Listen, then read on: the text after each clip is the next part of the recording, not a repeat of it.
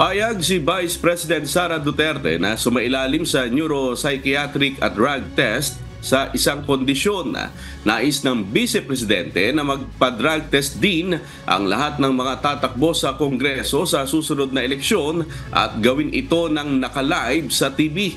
Ito'y kasunod ng panawagan ng ilang mambabatas na magpa-psychological assessment ang pangalawang Pangulo matapos ang mga mabibigat na pahayag nito noong Biyernes laban sa administrasyon ni Pangulong Ferdinand Marcos Jr.